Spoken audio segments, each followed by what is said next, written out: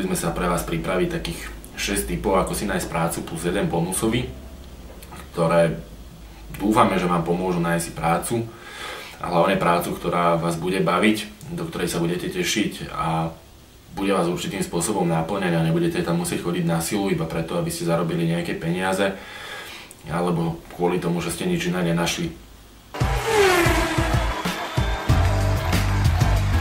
Prvá rada, hneď ako nájdete niekde zverejnenú pracovnú ponuku, ktorá vás zaujme, už dajme tomu pracovnou náplňou alebo platom, aj keď ideálnejšie je, keby vás zaujala práve pracovnou náplňou a popisom danej firmy, čo robí, aby ste boli na nejakej jednej vlne. Určite si niečo o tej firme naštudujte. Čo to je za firmu, ako funguje, aký je tam kolektív, či tam je naozaj ten kolektív taký, že je to skôr kamarátsky, alebo je to naozaj založené iba na nejakom biznise. A nič viac.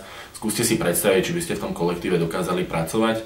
Ak nie, tak ani tam neposielajte ponuku, je zbytočné sa niekde hlásiť, ak máte príležitosť dostať sa do firmy, kde by ste sa cítili lepšie. Bod číslo 2. Ten spočíva hlavne v tom, aby ste sa vyzbrojili určitou dávkou trpezlivosti. Čím viacej máte, tým lepšie pre vás, nebudete zbytočne potom nervózni.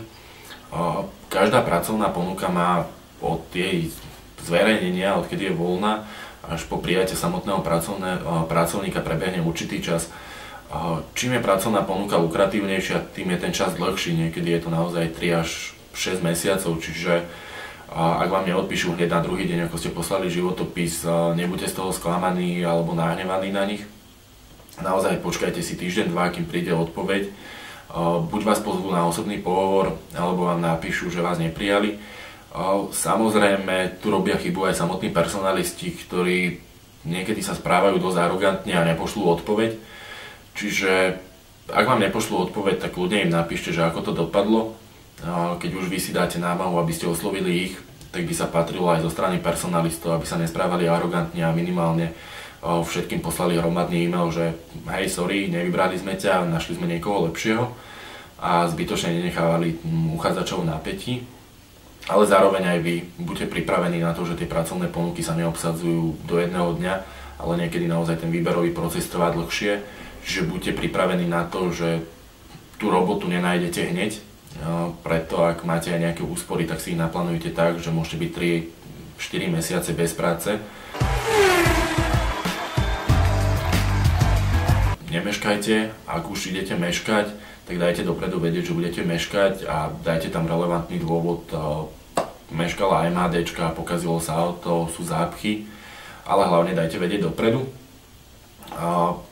Oblečte sa tak, aby to nejak súviselo s tou pracovnou ponukou, na ktorú sa hlásite a samozrejme príďte upravený a čistý.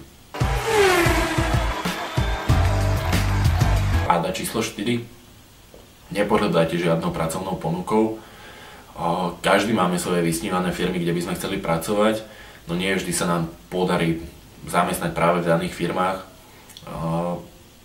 Bolo by zlé, keby ste to obdobie, kým sa nedostanete do tej svojej vysnívanej firmy, využili tak, že budete nezamestnaní a budete sedieť na úrade práce a ľutovať sa, že prečo ste sa nedostali do vysnívanej firmy. Čiže berte naozaj v tom najhoršom už aj tie horšie pracovné pozície a predsa len v každej tej práci sa dajú nájsť nejaké určité pozitíva, takže stačí pohľadať a určite ich nájdete aj vy a nakoniec možno aj z tej menej lukratívnej pozície, kam ste sa prihlásili, bude pre vás skvelá práca.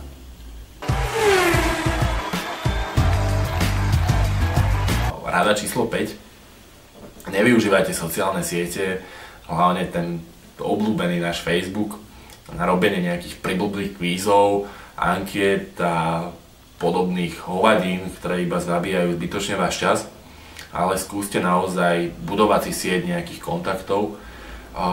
Nastavte si dobré súkromie na Facebooku, ale aj iných sieťach, kde ste prítomní, ja neviem, Twitter, Google+, LinkedIn, prípadne iné, na ktorých ste. A nebojte sa tam pridať aj cudzích ľudí, prípadne personalistov a budujte si určité sociálne väzby.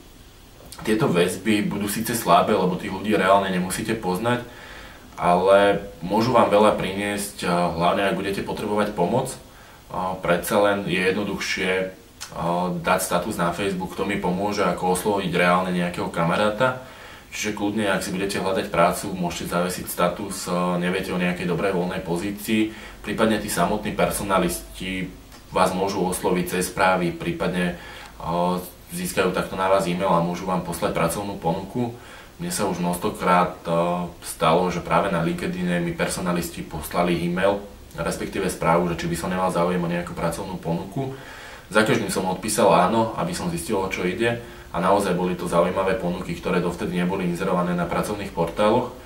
Čiže aj cez tie sociálne siete sa môžete dostať k rôznym pracovným ponukám a množstvo slovenských firiem už využíva to, že najskôr zverejnia pracovnú ponuku na Twitteri, prípadne cez svoju Facebook stránku, web stránku a hľadajú najskôr v tom najbližšom okolí cez svojich zákazníkov, priateľov, známych a až neskôr tú ponuku zavesia na pracovné portály.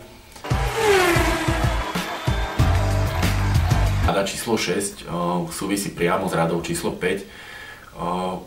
Naozaj nastavte si to súkromie tak, aby tie vaše fotky zo žramparty, rôznych akcií, prípadne zamilované pusinkovské statusy boli viditeľné iba pre priateľov alebo okruh ľudí, ktorým bol určený. A v prípade, že máte pridaných cudzích ľudí, vytvorte si určité zoznamy priateľov, tak aby videli tie informácie, ktoré chcete, aby videli. Podľa prieskumu, ktorý teraz realizujem, 99% personalistov, nie obyčajných ľudí, si pozrie vaše profily na sociálnych sieťach.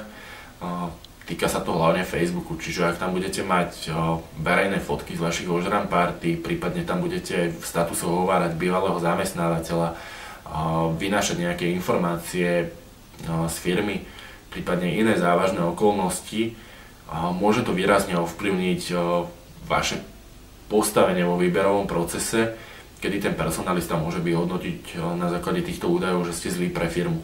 Naopak, ak budete zdieľať informácie, ktoré sú prínosné a ten personalista uvidí, že ste zdatní v danej oblasti, že sa v nej orientujete, máte v nej široký okruh známych, aktívne konverzujete s ostatnými, môžu tu byť pre vás pridané body v rámci výberového procesu a môžu určitým spôsobom dobrom ovplyvniť to, ako dopadnete.